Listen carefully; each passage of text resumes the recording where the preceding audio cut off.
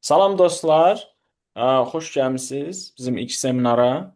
AIM projesi olaraq bizim məqsədimiz Azərbaycanda olan akademisyen və texnoloji yeniliklər sahəsində çalışan adamları bir araya gətirməkdir və bu platform ilə burada olan insanların gördüyü işləri Azərbaycan auditoriyasına çatdırmaqdır. Və bu gün ilk seminarımızı həyata keçiririk. İlk seminara Nicat Rüstəmov, University of Wyoming-in doktora tələbəsidir. Tezliklə ə, doktorasını müdafiə edəcək. Öz ilk dəfə inisiativ olaraq bunu dəstəklədiyinə görə minnətdarlığımızı bildiririk. Və bu ilk gülləyə sinəsini irəli verən adam kimi ə, bu günlərim onu burada host eləməkdən belə bizim üçün çox xoşdur. Ə, Belə Nicat müəllim özü istəyirsiniz qısaca təqdim eləyin. Ondan sonra da mövzuya keçərsiniz. Axırda suallarımız bir neçə olarsa suallarımızı ünvanlayacağıq. Oradan da davam eləyərik. Olarmı? Çox sağ ol Ayxan. Adım Nicatdır. Mən Wyoming Universitetində doktorantura təhsil alıram hal-hazırda və bu gün mən burada hal-hazırda məşğul olduğum tədqiqat mövzumdan danışacağam. Çalışacağam ki, çox detallarına girməyim. Çünki detalları riyazi detalları çoxdur və mən bilirəm ki, hər kəsin, hərənin tədqiqat mövzusu fərqlidir və hər kəsin də riyazi detallardan biliyi fərqlidir. Ona görə çalışacağam ki, maksimum dərəcədə maraqlı edeyim və məncə maraqlı olacaq, çünki simulyasiyalar çox qoymuşam. İlk öncə bir dənə şeyi aydınlaşdıraq ki, Wyoming Universiteti məndən adətən soruşanda harda oxuyursan, mən Wyoming Universiteti deyəndə adətən Miami kimi başa düşürlər. Çünki Ayxan səsim gəlir? Normal. Davam eləməmişdən əvvəl. Gəlir. Əladır, əladır. Okay. Nəsə Suallar, texnik əgər olsa suallar, deyəcəyik. suallar olarsa, məncə belə conversation style məncə davam eləyək. Tamam. Nəysə. Wyoming Universiteti Wyoming ştatında yerləşir. Ən əhalisi ən az olan ştatlardan biridir Amerikada. Və təzəlikcə R1 statusu alıb, bilmirəm Ayxan eşitdinmi? Yəni Research One statusu alıb universitetimiz yenilikcə. Bizim research komandamız balacadır. Bir neçə tələbələr var ki, bu şəkildə yoxdur, yeni gələn tələbələr. Professorumuzun adı Saman Aryanadır. Bu şəkildə gördüyünüz ortada duran.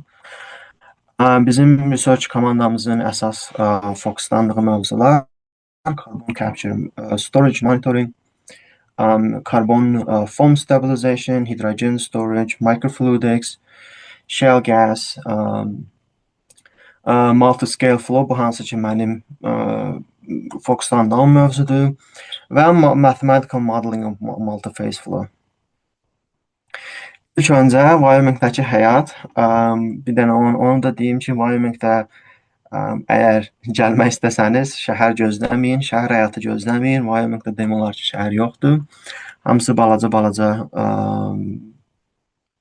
town, qəsəbə kimi yerlərdir, amma Wyomingdə outdoor aktivitetlər çoxdur. Şəkildə gördüyünüz kimi qış olanda görə biləcəyimiz ən yaxşı şey skiing falandır. Havanın yaxşı olan vaxtları kempingə falan gedə bilərik və s. Keçək research mövzumuza. Bizim research tədqiqat mövzunun əsas motivasiyası qlobal istiləşmədir. Bu qrafikdə gördüyünüz kimi 1880-ci illərdən bu yana industrialization səbəbindən biz başladıq insanlıq olaraq yer kürəsində başladıq kömür yandırmağa, ondan sonra neft qazı yandırmağa və o vaxtdan bu yana qlobal ortalama temperatur hardasa 1.2 dərəcəyə qədər artıb, hardasa 2020-ci illərə qədər. Və bunun da əsas səbəbi atmosferdə olan karbon qazıdır.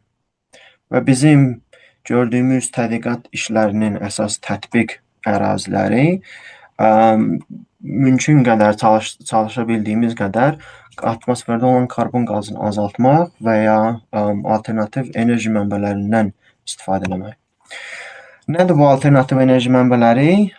Küləkdir, günəş enerjisidir, geotermal enerjidir. Bura mən nüvə enerjisini də əlavə eləyəcəkdim, sonra yadımdan çıxdı. Hidrogen qazıdır və təbii qazdır. Bizim research-ün tədqiqatın əsas tətbiq sahəsi yer altında olan qazların özlərini necə apardığını öyrənməkdir və bunun sayəsində də biz carbon capture storage ilə məşğul ola bilərik, hidrogen storage ilə məşğul ola bilərik, geothermal simulation ilə məşğul ola bilərik və s. Eyni zamanda təbii qazın da karbon footprinti var, amma o birisilərə, məsələn, kömürə, qaza, neftə nisbətən çox az olduğuna görə biz onu da alternativ enerji mənbəsi kimi hesab eləyirik. Bir də ona da deyim ki, bu qrafikdə 2019-dan 2070-ci ilə qədər belə projekt olunan atmosferdə olan karbon qazının miqdarıdır. Bu əsasən onu göstərir ki, biz bərpa olunan enerji mənbələrinə keçsək belə, yenə də bu kifayət deyil. Çünki atmosferə biz artıq o qədər karbon qazı buraxmışıq ki, bu karbon qazını necəsə atmosferdən tutub çıxarmaq lazımdır. Bunun üçün də CCUS, Carbon Capture, Utilization and Storage əsas önəm daşıyır. Yenə dediyim kimi əsas bizim fokusumuz carbon storage, hydrogen storage, shale gas extraction, etc.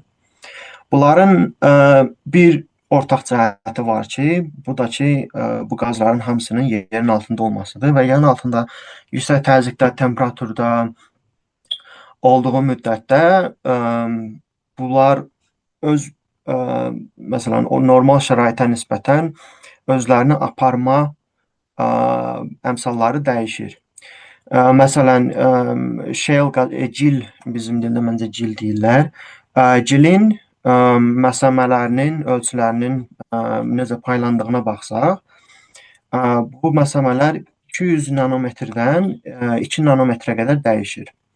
Nanometr metrin milyonda biridir və artıq bu miqyasda biz demək olar ki, mikroskopla belə bu məsələləri görə bilmərik. Ona görə bizim əsas işlətdiyimiz imaging texnikalarından biri də SEM-dir, Scanning Electron Microscopy və bu şəkilləri çəkib, bu porları, məsələləri öyrənib, bu məsələlərdə qazlar özünü necə apara bilər, necə aparacaq suallarına cavab verməyə çalışırıq riyazi modelləşdirmə yolu ilə. Deməli, qazlardan danışmışkən, çox uzağa getmədən ümumi müxtəlif simulyasiya texnologiyalarına toxunum qısaca. Ən aşağıda bizdə deməli molekulyar rejimdə Molecular Dynamic Simulation texnikası var.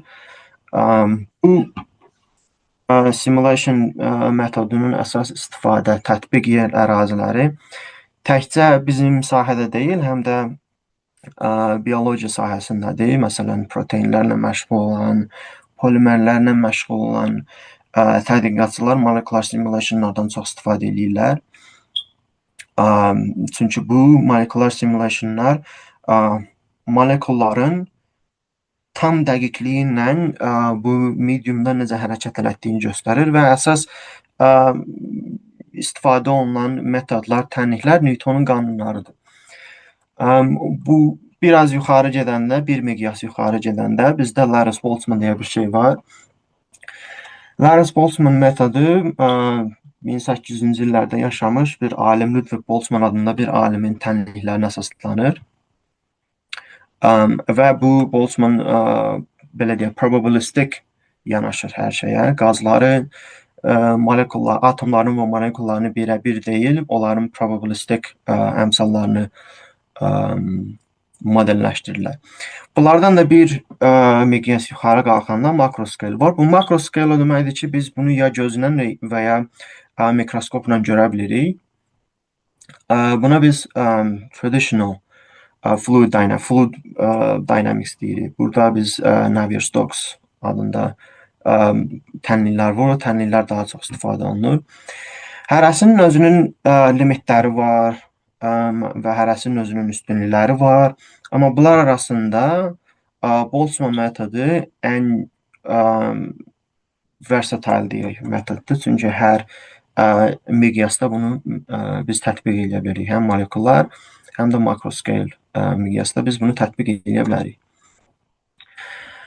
Bu Molecular Dynamic Simulation-dir. Bu bizim deməli tədqiqat qrupunda Linkva adında bir doktorantura tələbəsi olub, məzun olub gedib keçən il. Onun elədiyi Molecular Dynamic Simulation-dir. Gördüyünüz kimi burada metan və karbon qazının 4 ya 5 nanometr qalınlığında olan bir məsamədə necə hərəkət elədiyini göstərən simulyasiyadır. 4 nanometr yerə təxminən 10-15 dənə, yəni cross-section tərəfdən 10-15 dənə molekul güclə yerləşə bilər. O qədər balacadır. 1 nanometr yenə dediyim kimi 1 metrin milyonda biridir. Yox, milyardda biridir. Mənim doktorantura işimin əsas mövzusu bu Boltzmann tənliyidir. Biz Boltzmann tənliyinin dəqiq həll edə bilmərik. Çünki bu Boltzmann tənliyinin bunun kimi başqa diferensial tənliklər var ki, riyaziyyatda dəqiq həlli yoxdur. Ona görə biz bu tənlikləri diskret hala gətirməliyik. Diskret hala gətirmək o deməkdir ki, bunu kiçik kvadratlara və ya müxtəlif formada olan həndəsi bölgülərə bölməliyik. Ondan sonra bunlara biz boundary conditionlar tətbiq etməliyik. Yəni ki, qazlar məsələn divarla və yaxud başqa qazlarla toqquşanda özlərini necə aparacaqlar? Geri mi qayıdacaqlar? İrəli mi gedəcəklər? Hansı istiqamətdə gedəcəklər və s. Bunları bilməliyik. Ona görə biz boundary conditionlar önəmlidir. Növbəti mərhələ mesh refinement-dir. Mesh refinement o deməkdir ki, bizim o böldüyümüz həndəsi bölgülərin ölçüləri çox kiçik olsa, bunun computation time-ı çox böyük olacaq. Çox böyük olsa bizdə bu metodun dəqiqliyi sual altında ola bilər. Ona görə porun məsamənin ölçüsündən asılı olaraq biz fərqli həndəsi bölgülərdən istifadə edirik. Növbəti mərhələmiz high performance implementation-dir. Bu deməkdir ki, high performance proqramlaşdırma dillərindən istifadə edirik. Məsələn, C++ bizim ən çox istifadə edildiyimiz dildir. İstifadə edərək paralel computing texnikalarından istifadə edərək bu tənliklərin hamısını koda yazmalıyıq ki, bunun performansını artıraq və böyük sistemləri biz simulyasiya edə bilək. Növbəti mərhələ shale, qumlu gilli məsaməli səthlərdə qazın özünü necə, məsələn, metan qazının burada özünü necə aparacağını, bunun məsaməli səthin mobility'sinin nə qədər olacağını hesablamaqdır ki, buna da biz bacarığımız var, nail ola bilirik. Və növbəti mərhələdə biz sintetik məsaməli səthlər düzəltməliyik. Bunun da əsas məqsədi odur ki, biz həqiqi sampleların, həqiqi shell sampleların sayı çox azdır. Biz məsəl üçün Physics in for Machine Learning metodu tətbiq eləmək istəyirsə, bizə onlarla, yüzlərlə, minlərlə samplelar lazımdır. Və bu sampleları da biz həqiqi qayalardan, minerallardan ala bilmirik. Ona görə bunu sintetik porous mediasını generate edirik. Və bunu da istifadə edib biz Physics in for Machine Learning, ona da gələcəm, tətbiq edərək qazların fərqli medialarda özlərini necə aparacağını modelləşdirə bilirik. Sadəcə Lars Boltzmann haqqında danışım. Dediyim kimi 1800-cü illərdə Ludwig Boltzmann adında bir alim statistiki mexanikanın banilərindən hesab olunur və statistiki mexanikanın əsas məqsədi molekullara probabilistik mövqedən yanaşmaq idi və o da əslində çox öz dövrünə nisbətən uğursuz olmuşdu. Çünki o vaxtı atomik nəzəriyyə ilə də məşhur deyildi. İnsanlar başladılar, alimlər başladılar Boltzmanı ələ salmağa və s. və yekunda Boltzmann özünü unalive elədi. Və Boltzmannın əsas nəzəriyyələrindən biri də Boltzmann tənliyi olub. Boltzmann tənliyi qazların müxtəlif mühitlərdə özlərini necə apara biləcəyini belə deyək, predict edən bir tənlik idi. Biz o tənliyi götürüb onu diskret formada həll edirik. Əsas məqsədimiz odur.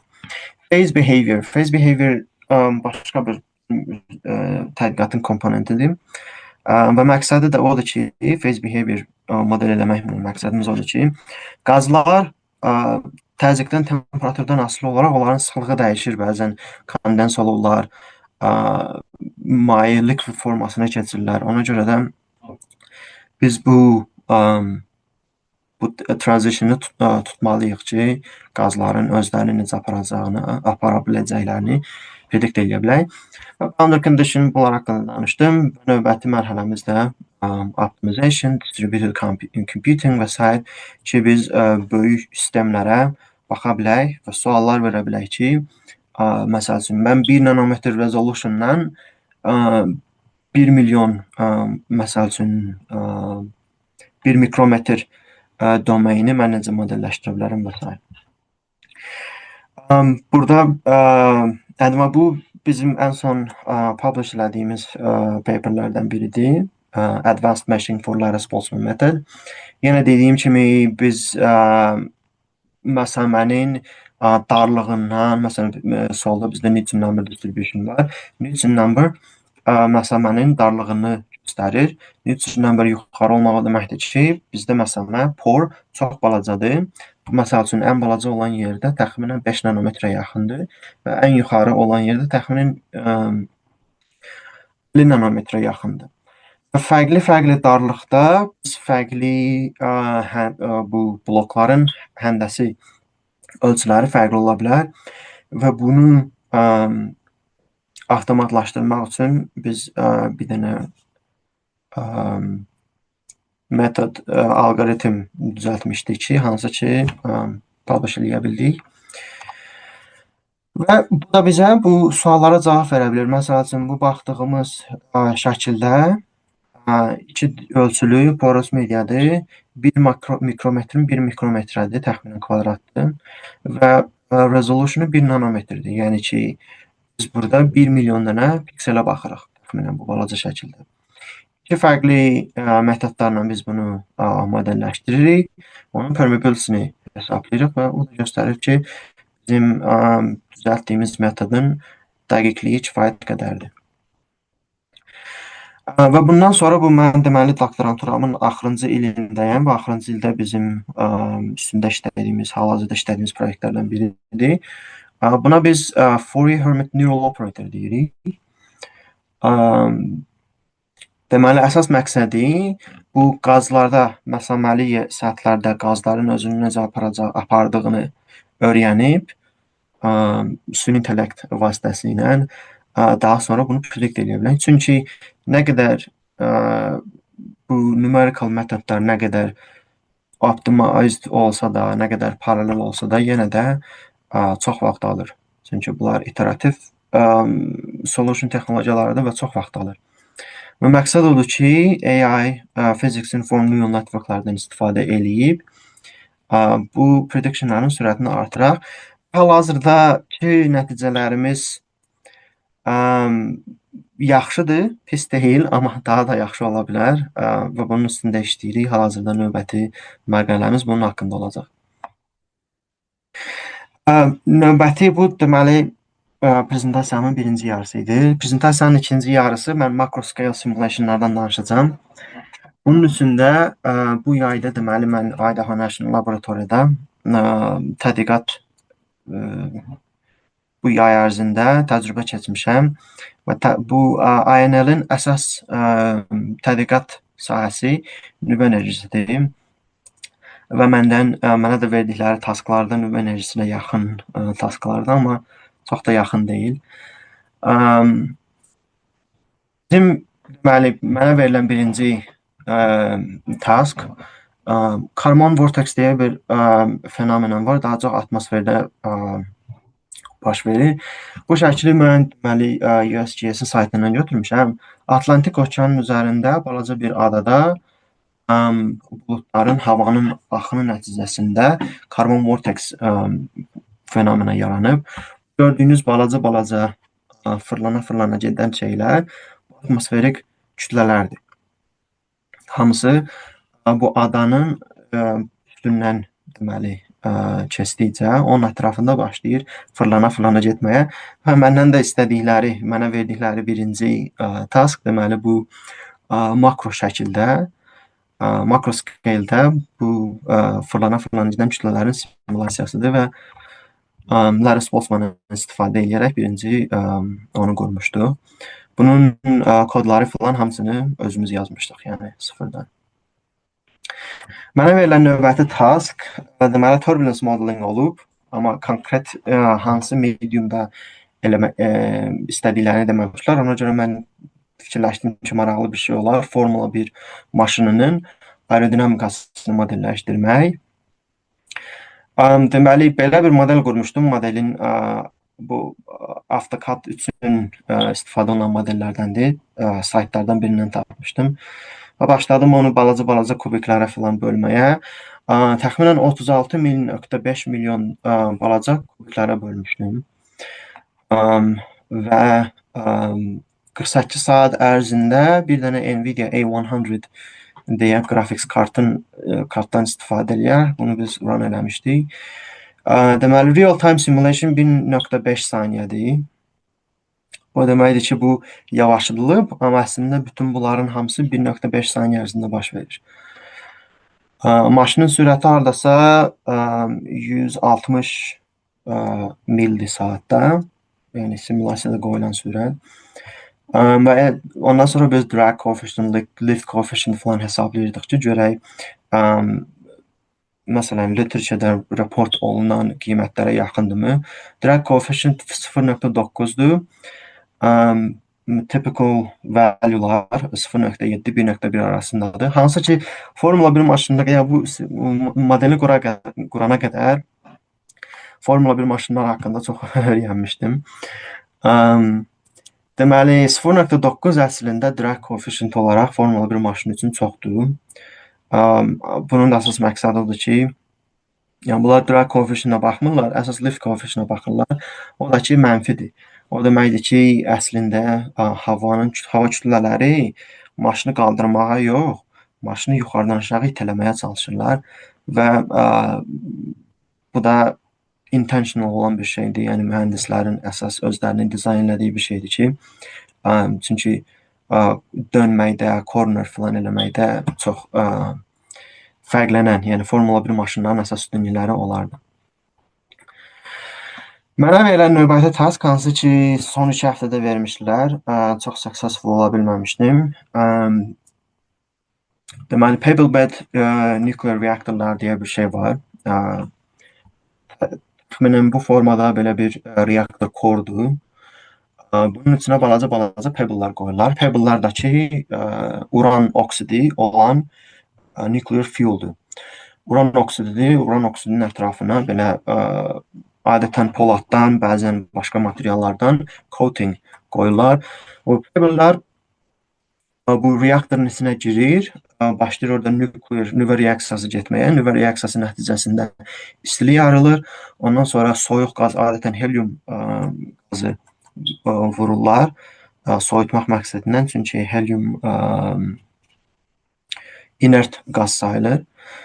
Helium qazı, soyuq qaz vururlar, soyuq qaz istiliyi alır, aşağıdan çıxır, sonra o birisi tərəfdə coolant olur, onun içindən su gedir, helium qazı suyu qaynadır, sonra bu birisi tərəfdən qaynar su çıxır, gedir turbinlərə, elektrik generate edilir və s. Bu sadələşdirilmiş bu adında nüvə reaktorunun ə, ümumi işləmə mexanizmidir.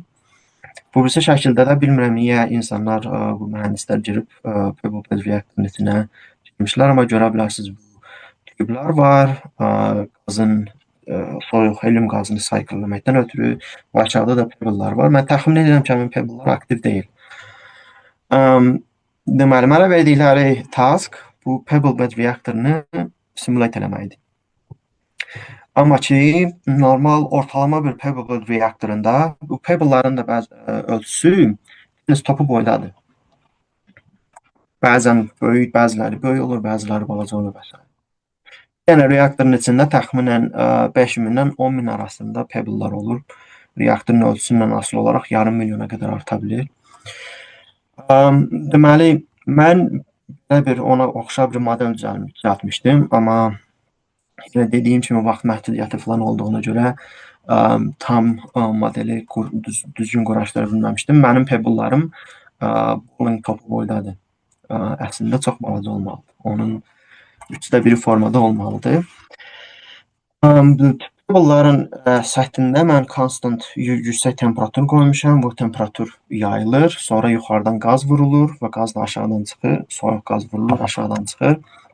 Təxminən belə bir şey alınır. Bu temperatur profilidir. Yuxarıda gördüyünüz kimi soyuqdur. Aşağı vurduqca temperatur artır. Bu deməli qazın axınını göstərən, sürətini göstərən simulationdur. Yuxarıdan yenə dediyim kimi soyuq qaz vurulur. Əvvəl qazı başlayanda, deməli convection nəticəsində qaz yuxarı qalxmağa çalışır, amma yuxarıdan yüksək təzyiqlə qaz vurulduğuna görə yəni düşür aşağı. Bu da qazın sıxlığını göstərən profildir. Yuxarıda temperatur az olduğuna görə qazın sıxlığı çoxdur. Aşağı getdikcə temperatur artdığına görə qazın sıxlığı da azalır. Bundan əlavə məndən istədikləri simulyasiyalardan biri havanın konveksiyasını simulate eləmək idi. Bu deməli 2 ölçülü modeldir. Aşağı yüksək temperatur aşağı deməli yüksək temperaturda qoyulub, yuxarı aşağı temperaturda qoyulub və bu temperatur fərqinə görə qravitasiya, sıxlıq fərqi və s. havanın deməli başlayır konveksiyası. Oxşar bir simulation eləməyə çalışmışdım. Bunun əslində adı var. Rayleigh-Benard convection deyə bir fenomen var bunun üçün. Çox maraqlı bir şeydir və maraqlı da patternlər düzəldə bilir. Və sonuncu simulyasiya phase separation deyə bir şeydir. Təsəvvür eləyin, neftin və qazın random bir şəkildə qarışdırılmış formasıdır. Qoyursan, surface tension nəticəsində onlar bir-birindən ayrılmağa çalışır. Ona oxşar bir simulation düzəltmişdik, phase separation deyə. Bu da həmin simulationın göstəricisidir. Deməli, bizim işlədiyimiz bu Larus Boltzmann metodu, hamısını, bu gördüyünüz simulyasiyaların hamısını Larus Boltzmann metodu ilə eləmişik. Kodların demək olar hamısını biz özümüz sıfırdan yazmışıq. Ən çox istifadə etdiyimiz dil C++-dır. Python pre-post processing məqsədindən istifadə edirik və simulyasiyaların da ölçüləri 5 nanometrdən porous mediadan gözlə görülə bilən nuclear reactor sisteminə qədər dəyişir və müxtəlif tətbiq sahələri var. Biz turbulence simulate edə bilirik, biz havanın konveksiyasını simulate edə bilirik, biz fərqli multi-phase simulation edə bilirik və s. Əgər maraqlı gördüyünüz nəsə varsa, sual verməkdən çəkinməyin. Ümid edirəm ki, çox detallarına getmədən hər şeyi maraqlı edə bildik.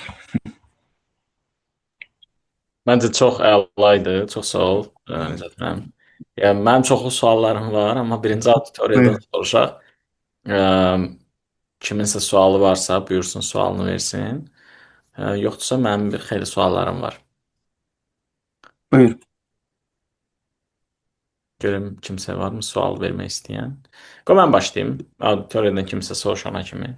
Mən başa düşdüyüm budur ki, Hı hı. Ümumi yanaşma, yəni bu doktora araşdırmanda ümumi yanaşma odur ki, bu porlarda ə, gilin məsələn atmosferdə olan karbonu hansısa bir formada karbon capture eləmək istəyiriksə, onu hardasa store eləməliyik, hardasa onu yerləşdirməliyik və bu da yerin altında gil təbəqəsində olan porlarda belə nəzərdə tutulur. Düzmü başa düşürəm? Bəli, bəli. Hə, və bunun üçün də həmin karbon molekulların o porlarda özünü nə cür aparacağını onu araşdırıb başa düşmək istəyirik ki, o özünü nə cür aparacaq, o formada da onu orada capture eləyək. Məqsəd bu. Bəli, bəli. Deməli, bizdə təsəvvür eləyin ki, ümumiyyətlə bütün rezervuarlarda birinci qazanda samplelar götürürlər. Hı -hı. Balaca-balaca rock sampleları götürürlər. Sonra onu göndərirlər laboratoriyalara. Bizə də müəyyən onun hissələri gəlir, çıxır. Biz onu kəsirik, onu hazırlayırıq, aparırıq SEM imaging eləməyə. SEM medical sahəsində də işlədirlər SEM imagingi. Biz high resolution şəkillər çəkirik ondan. Ondan sonra o şəkli proses eləyirik filan filan filan və onun porous belə deyək structure-ını çıxardırıq və başlayırıq simulationlar eləməyə ki, nə qədər absorption olacaq, nə qədər transport olacaq, permeability nə qədər olacaq və s. və s. Bu kimi suallara biz cavab veririk. Başa düşdüm. Bir Və dənə onun aha Bir dənə buyur. sual verim. Yəni o hər dəfə kəsiləndə, məsələn deyək ki, hansı pora deyək, hansı strukturun bir sample'ı gəldi, scanning elektron mikroskopu ilə həmin o strukturunu götürdün. Hər dəfə bu strukturlar fərqli olur və sən Bəli, onu elə bil ki, öyrənməklə sonra sənin molekulun orada özünü nə cür aparacağını predikt edirsən. bəli, Beləmi? bəli, Aha, bəli. başa düşdüm. Ə, Bir dənə sual verim. Yəni bu Boltzmann nəzəriyyəsi ilə mən belə başa düşürəm ki, yəni ki, aldığım bu treyninq istəyir F1 maşını olsun. Onda aerodinamikanın məsələn hava eyni şeydə qazların onun ətrafında hərəkəti olsun. İstər karbon molekulunun hansı porda hərəkəti olsun, istərsə də Bəli, reaktorda olan. Hər şeyi apply eləyə bilərsən. Yəni istənilən bir sahədə kim məsəl üçün maraqlıdırsa, yəni ora apply eləmək mümkündür. bəli, bəli, bəli. Əsas ə, məsələ odur ki, bu əvvəl danışdığım fərqli-fərqli simulyasiya texnologiyaları var.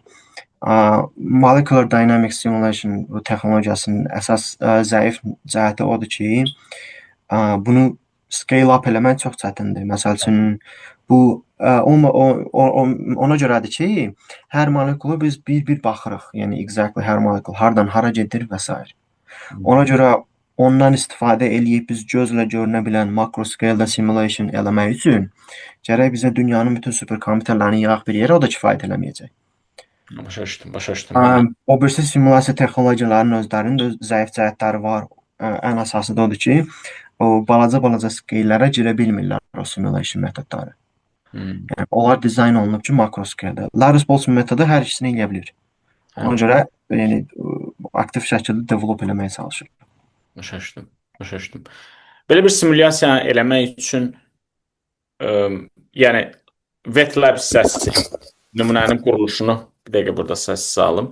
Hə, nümunənin quruluşunu öyrənməkdən başqa deyə scanning elektron mikroskopudan aldığın imiclərdən başqa sənə yəni bunu sən eləyirsən yadındadır high performance computingdə. Hı -hı. Yəni Azərbaycanda high performance computer nətər gedir? Yəni yuxarı performansı olan kompüterlərin, məsələn, superkompüterlər. Kompüterlər demək olar.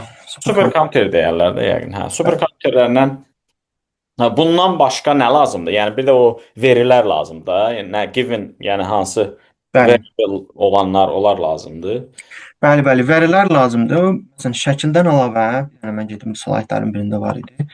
Bir də bu qrafik lazımdır. Bu qrafiki də müxtəlif eksperimentlərdən alırıq. Ən çox istifadə elədiyimiz 2 dənə eksperiment var.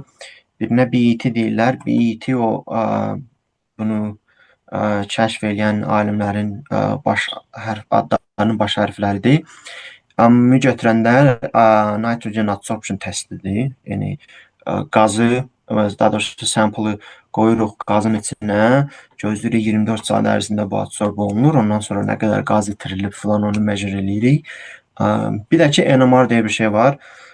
Nuclear magnetic Magnetic rezonans. magnetic resonance. Ondan istifadə edə bilərik. Bu ikisini birləşdirib bizə pore size distribution verir, ikisini birləşdirəndə.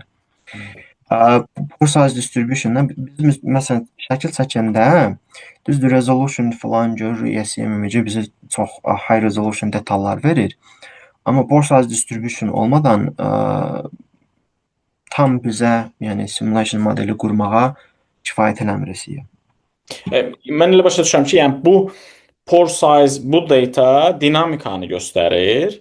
SEM-in verdiyi sadəcə elə bir ki, statik quruluşu göstərir.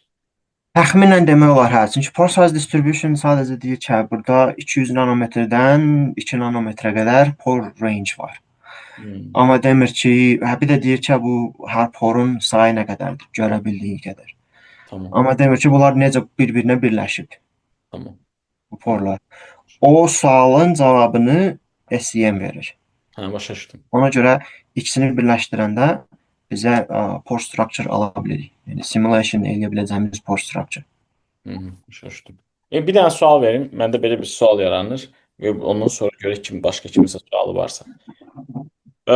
Biraz məsələn F1 maşınını fikirləşirəm. Bir də məsələn nuklear reaktoru fikirləşirəm. Hı -hı. F1-da sənin confinement'in yoxdur da, yəni çöl restriction'ın yoxdur, por yoxdur. Elə deyilmi? Hə. Açıqdadır, yəni elə bir şey yoxdur. Necə başa salım? Yəni boundary-də, nə deyirlər, sərhəd yoxdur. Yəni o por strukturu yoxdur. Burada səndə bir dənə bir obyekt var, həmin obyekt hərəkət eləyir və qazın onun ətrafında hərəkət edir. Hı -hı. O amma digər modellər, digər işlədiyim projelərdə isə hamısında bir boundary var. Onun içərisində qazın hərəkətidir də, bu molekulların Hı. hərəkəti.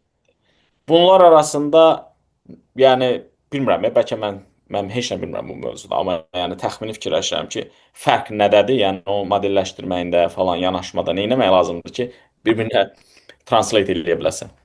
Bəli, bəli, bəli. Əslində yaxşı bir sualdır. Bu F1 kimi bu kimi modelləri quranda ümumiyyətlə. Məsəl üçün, yəni birinci pore modelindən danışım. Bizdə confinement var. Confinement o deməkdir ki, yəni bunun aşağısı və yuxarısı bağlıdır.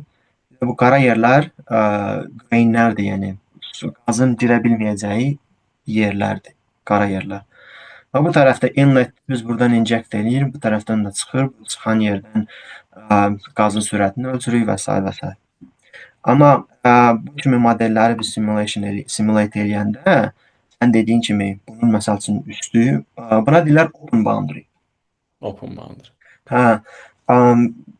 Boundary'lər ümumiyyətlə numerical metodlarda boundary'lərin çoxlu növləri var. Bizim kontekstdə biz əsas iki boundary'yə baxırıq. Wall boundary o deməkdir ki, hansısa bir maneə var. Ya por olsun, ya məsəl üçün F1 maşınının üstü olsun və ya təkəri olsun, hansısa bir maneə var. Open boundary deməkdir ki, heç bir maneə yoxdur, amma yenə də limit qoymaq lazımdır. Məsəl üçün bu elə görünür ki, heç bir maneə yoxdur, amma əslində qalsa bunun özü bir belə deyək, paralelipipedin içindədir. Və bu paralelipipedin yuxarısı, aşağısı, sağı, solu üçün müəyyən boundary conditionlar tətbiq olunubdur. O boundary conditionlarında ən çox bizim istifadə etdiyimiz məsəl üçün periodikdir. Periodik o deməkdir ki, əgər kifayət qədər məsafə qoysan, maneədən sağa və sola kifayət qədər məsafə qoysan, sağ tərəfdən çıxan qaz sol tərəfdən yenidən simulation domaininə daxil olur. Burada tətbiq etdiyimiz boundary condition odur. Başa düşdüm. Amma onun da müxtəlif, yenə dediyim kimi, növləri var. Bəzi yerlərdə təzyiqi konstant saxlayırlar, bəzən temperaturu, bəzən qazların hərəkət eləmə sürətini ki, yəni çünki bu limitsiz gedə bilmərik. Praktiki olmaz heç vaxt. Çünki müəyyən qədər computation limiti, resource limiti var. Ona görə, amma ümumi sənin sualına cavab verəsə olsam, yəni bu modelin özü belə bir paralelipipedin içinə qoyulub. Və paralelipipedin də boundary'ləri var. Yuxarı, aşağı, sağı, solu və s. Sadəcə eyni tip deyil o birisindən. İndi auditoriyadan kimin sualı varsa buyursun. Yoxsa bir dənə də sual verəcəm kariyerlə bağlı. Mən sual vermək istəyirdim. Buyurun Şahin. Buyurun. Çox sağ olun, gözəl bir təqdimat üçün. Çox maraqlı idi. Amma biraz mövzudan kənar vermək istəyirəm. Sualım. Ümumiyyətlə, Amerikada PhD etmək necə bir təcrübədir? İndi hər insanda bilirəm ki, o fərqli ola bilər. Kimsə çox bəyənibdi, kimsə deyibdi ki, hə, professorum mənə əziyyət veribdi falan. Sizdə necə olubdu? O şəxsi təcrübəniz maraqlıdır. Çox sağ olun. Mən bu sualı cavabını, yəni 2-3 saat danışaram. Vaxt imkan verərsə 2 saat danışaram. Birinci il mən Amerikaya magistratura məqsədi ilə gəlmişdim. Yəni amma əvvəldən bilirdim ki, mən doktorantura falan eləyəcəm. Sadəcə olaraq mənim başlanğıcım magistratura idi. Birinci il çox çətin idi həqiqətən. Birinci il ən əsası da mən gələndə Covid vaxtı idi, dərslər onlayn idi. Həqiqətən çətin idi. Növbəti illərdən yavaş-yavaş başladım öyrəşməyə. İndi hal-hazırda yenə də çətinlik var, amma indiki çətinlik sadəcə tez-bazar mən PhD-ni qurtarım, növbəti mərhələyə keçim və s. Yəni odur, gözləntilər var. Amma öyrəşmək həqiqətən çətindir.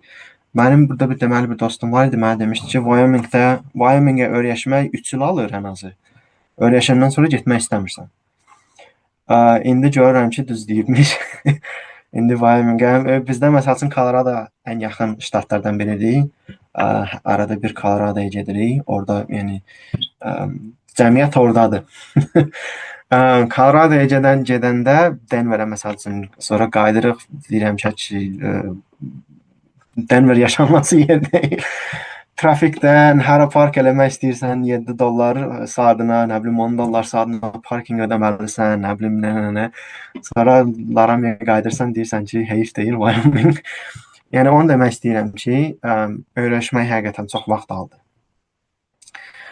Bir də texniki işin ağırlığı qorxusu var. Gəlməmişdən əvvəl onlayn oxuyurduq, nə bilim PhD oxuyan tələbələrlə söhbət edirdik filan. Hər kəsin ümumi dediyi bir məsələ var idi ki, PhD-də sən bacardığın qədər müstəqil olmaq. Yəni o yola getməlisən, müstəqil olmağı bacarmalısan öz gördüyün işində. Yəni o deməkdir ki, supervisorundan hər şeyi gözləmə. Supervisorun sənə ümumi yol göstərəcək, yəni 60%-ı dediyi şeyləri yəni yoxlayasan, görəsən ki, yox, düzgün deyil, elə deyil. Yəni bir sözlə desəm, supervisor əslində useless-dir. Sadəcə pul gətirir, resource gətirir. İndi hərənin təcrübəsi fərqlidir. Mən elə tələbələr tanıyıram ki, otururlar supervisorla whiteboardda əməli başlı bütün hər şeyi yazırlar. Fruitful discussion olur və s. Amma mənim gördüyüm o olub ki, supervisor proposal yazır, pulu gətirir. Bizə də deyir ki, falan şeyin deadline var, paper yazın və s. və s. Yəni məni qorxudan əsas o olmuşdu. Texniki ağırlıq. Amma şükür ki, indi pis deyil. Ona da öyrəşmişik. O da vaxt alır. Texniki ağırlığa öyrəşmək. Öyrəşəndən sonra görürsən ki, yəni it's a matter of time da. Yəni mənə nə task versələr, oturub yəni bir həftə, bir ay, bir il ərzində öhdəsindən gələcəm. Yəni o mindset-ə girənə qədər hər şey çətin gəlir, hər şey qorxulu gəlir. O da vaxt Bəs alır. müdafiədən sonra akademiyada davam etməyi planlaşdırırsınız, yoxsa industriyaya keçəcəksiniz? Akademiyada davam eləmək istəmirəm hələ ki. Görək, bəlkə 10 ildən sonra, 5 ildən 10 ildən sonra fikrimi dəyişdim, akademiyaya getmək istədim. İndustriyaya getmək istəyirəm. Çünki əsas səbəblərini deyim, bir-iki dənə. Akademiya mənim stilimə görə çox yavaş hərəkət eləyir. Mən hər şeyi tez-bazar eləmək istəyirəm, növbəti proyektə keçmək istəyirəm. Akademiya yavaşdır. Bir də akademiyada publish or perish culture-na mənim xoşum gəlmir, düzünü desəm. Düzdür, publish eləmək yaxşı bir şeydir, amma elə olur ki, bir il hansısa bir metodun üstündə işləyirsən, yaxşı rezultatlar yoxdur, yəni. Yəni o publish or perish o deməkdir ki, yəni sən eyni zamanda bir 10 dənə proyekt aparasan ki, bir ildə 4 dənə, 5 dənə məsəl üçün publication çıxarda biləsən. Yəni belə səbəblər çoxdur, amma ümumi götürsəm mən akademiyada qalmaq istəmirəm. Bir sual da, axırıncı sualım.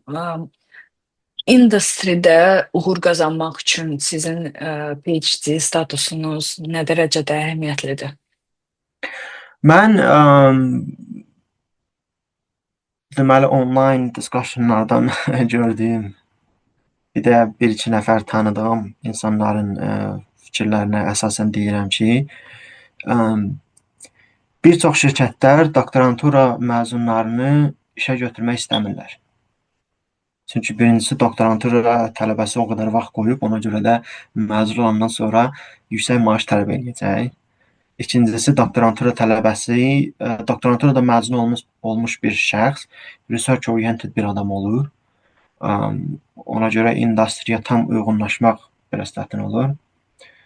Amma R&D'lər var industriyada. Məncə ən uyğunu R&D'lər olar. Yəni mühəndislik işləri elə bir işlərdir ki, 10 il təcrübə qazanırsan, 10 ildən sonra yeni bir şey yoxdur. Yəni gördüyün ancaq model qurdum, simulate elədim, nə bilim uncertainty analysis filan. Yəni yeni bir task olmur 10 ildən sonra, yəni təcrübə odur. Shape oldu. Növbəti mərhələ standart, elə bil standartlaşır bir müddətdən sonra. Onu demək istəyirəm. Amma R&D-də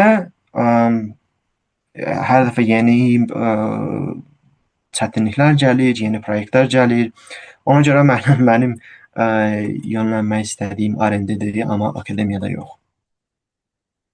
Amma ümumi götürəndə mühəndislik işlərinə bir çox şirkətlər, böyük şirkətləri qoyuram bir kənara, böyük şirkətlərin həmişə qırağa atmağa milyonları olur, ona görə çox R&D ilə məşğul olurlar.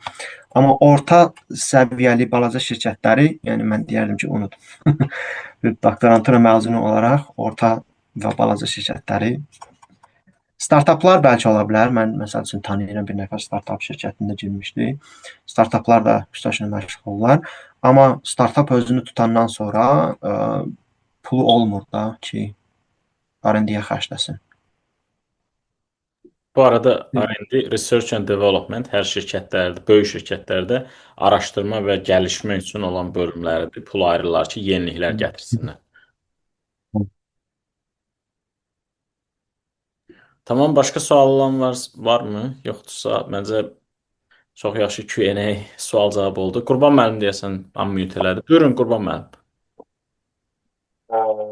Necə texniki qaydaya sən bayaq orada deməli modelə lazım olan giriş parametrləri üçün lazım olan məlumatların necə alınmasından danışdın. Məsələn, SVM dedin, scanning electron microscope yaxud DET qeyd elədin, yaxud NMR qeyd elədin.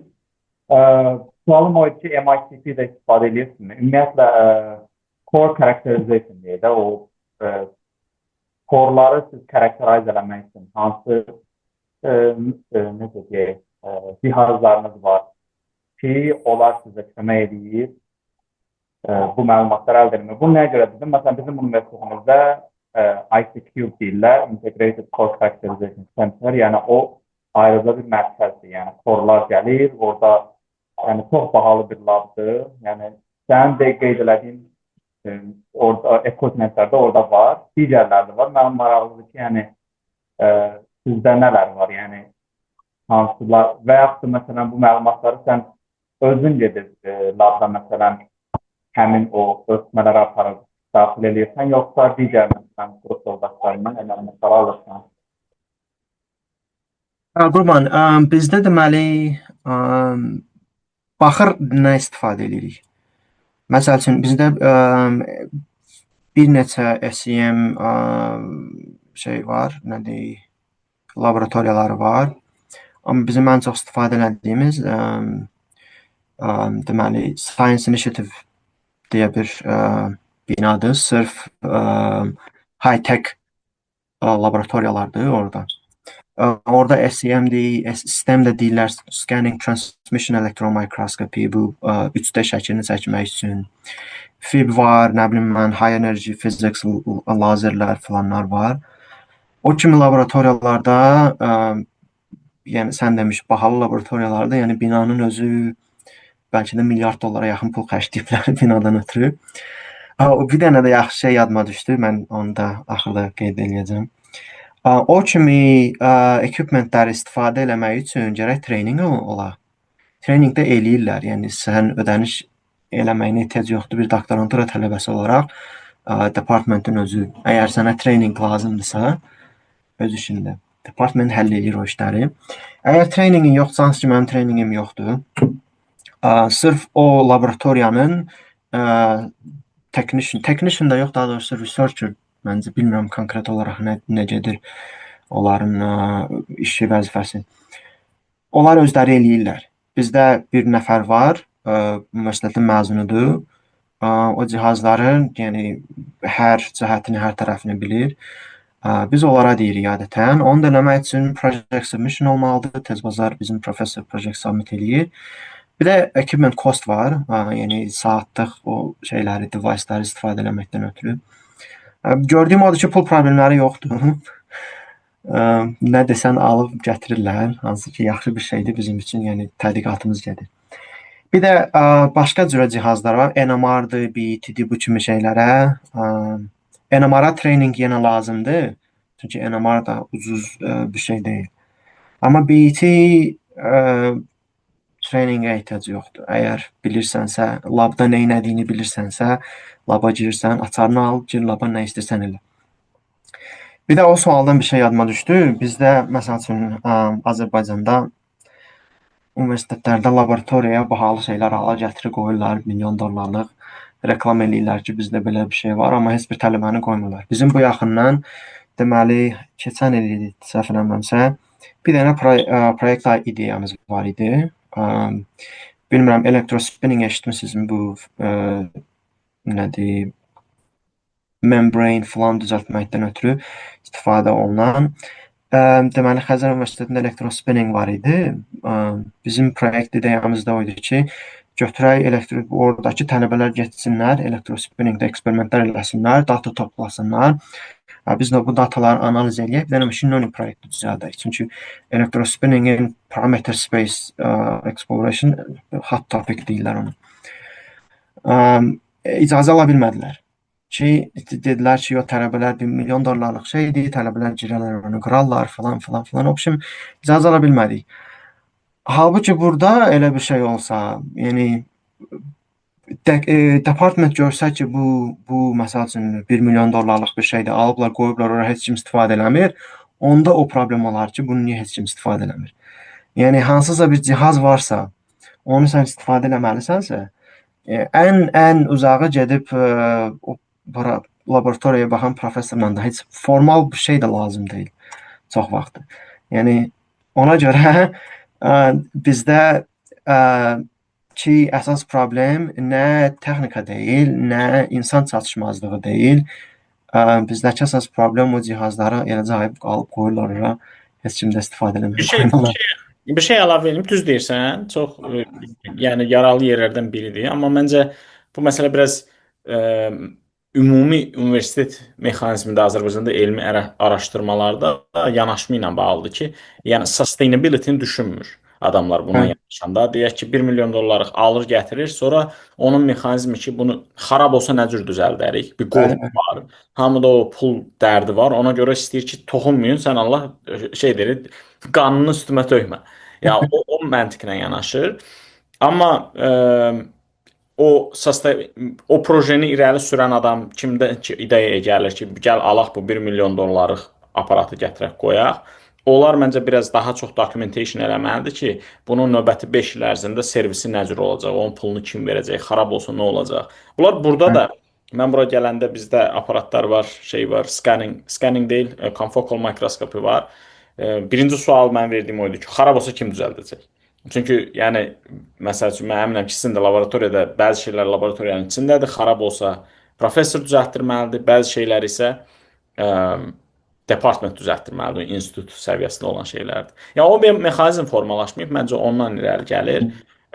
O projeni bir dəfə istəyirsən danışarıq. Xəzər Universitetində kimdirsə o kontakt point onunla əlaqələndirin. Eyni projesi daxilində görək nəsə bir şey dirildə bilərikmi? Kimləsə danışaq, görək görək o. Gələn mənim kontaktlarımla əlaqə saxlayım, görüm hələ də maraq olan bəlkə də tələbələr çıxıb gediblər artıq biz bunu Hə, çünki keçən il eləmək istəyirdik. olubsa olsun. Yəni dedim, Hə, yəni, marağında varsa bir dəfə danışarıq, bəlkə elə bir şey olar. olar. Belə, başqa sual yoxdursa məncə yekunlaşdıraq. Məncə çox gözəl bir format idi. Məncə bizim istədiyimiz mesajı verdi. Bizim istədiyimiz o idi ki, burada nə cür işlər görülür? Bu bir, tanısın, adamlarda bir fikir yaransın. Azərbaycanda olanda sən deyən kimi bir qaranlıq otaq kimi gəlir adama, bilmirsən nə cür naviqasiya eləyəsən. Və ümumi Q&A-dəki həm elmi sahədən, həm karyer sahəsindən suallarımız oldu. Çox sağ olun, sizə minnətdarıq. Gələn seminarımız məncə bir ay sonra baş tutacaq. Oradan davam eləyərik.